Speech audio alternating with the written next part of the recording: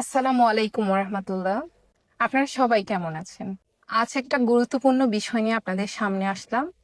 সচরাচর আমরা যারা গ্রামে বসবাস করি, কাজ নিয়ে ব্যস্ত থাকি, আমরা মনে করি রাষ্ট্রের গুরুত্বপূর্ণ সিদ্ধান্তে আমাদের আসলে কোনো ভূমিকা নেই। রাষ্ট্রের কোনো সিদ্ধান্তে আমাদের কী বা বলার আছে, আমাদের একটা ভোটে কী বা যায় আসে। বিষয়টা কিন্তু একদম তেমন নয়। আপনি বাড়ির উঠোনে বসে যে সিদ্ধান্ত নিচ্ছেন, যে মতামত দিচ্ছেন, আজ গোটা দেশ সেই মতামতের গুরুত্ব দিচ্ছে। আগামী 12ই ফেব্রুয়ারি ত্রয়োদশ জাতীয় সংসদ নির্বাচনে একটা গণভোটও থাকছে। এই ভোটটা কোনো মানুষ বা দল বেছে নেওয়ার ভোট নয়। এই ভোটটা হলো দেশের বড় একটা সিদ্ধান্তে আপনার মতামত দেওয়ার বিষয়। সহজ করে বলি, মনে করেন আপনার গ্রামে আপনাদের কল্যাণে বড় একটা রাস্তা হবে কি হবে না, সেজন্য আপনার কাছ থেকে কেউ মতামত জানতে এসেছে। তাহলে আপনি সব কিছু বিবেচনা করে সেটা যদি আপনার নিজের এবং আপনার আশেপাশের সবার কল্যাণে আসে, তাহলে আপনি কি বলবেন? হ্যাঁ বলবেন।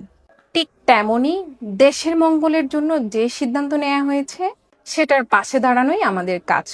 আপনি যদি মনে করেন এই সিদ্ধান্ত আপনার সন্তানের জন্য, বাংলাদেশের আগামী প্রজন্মের জন্য সঠিক, তাহলে আপনি গণভোটে হাঁ দিন। তাহলে আমরা জেনে নিই পরিবর্তনগুলো কি কি থাকছে এবং গণভোটের হাঁ ভোটে যে পরিবর্তনগুলো আসবে। প্রথমত, সবাই মিলে দেশ চালানো। বড় কোনো সরকারি পদে নিয়োগের সময় আমরা সবাই মিলে সিদ্ধান্ত নিব, সরকার দল বিরোধী দল সবাই মিলে, যাতে কেউ একতরফা কিছু করতে না পারে। দ্বিতীয়ত, প্রধানমন্ত্রীর মেয়াদ সীমা। প্রধানমন্ত্রী হিসেবে কেউ একটানা 10 বছরের বেশি থাকতে পারবে না, যাতে নতুন নেতৃত্ব আসার সুযোগ হয়। তৃতীয়ত, আইন পরিবর্তন বা সংশোধন। সরকার চাইলেই যখন তখন দেশের মূল আইন বা সংবিধান বদলাতে পারবেন না। বড় কোনো পরিবর্তনের আগে আপনার মতামত নিতে হবে। চতুর্থত, আপনার প্রয়োজনীয় ইন্টারনেট সেবা সহ আপনার যেসব মৌলিক অধিকার রয়েছে, চাইলেই কেউ সেসব খর্ব করতে পারবে না। স্বাধীন বিচার ব্যবস্থা। দেশের আদালত বা বিচার ব্যবস্থা স্বাধীনভাবে কাজ করবে। যে অপরাধী যেটুকু অপরাধী, তাকে ততটুক সাজা বিচার ব্যবস্থা দিবে। সেখানে কোনো দল মত চাইলে চাপ প্রয়োগ করতে পারবে না। সংসদে আমার অধিকার, অর্থাৎ নারীর অধিকার।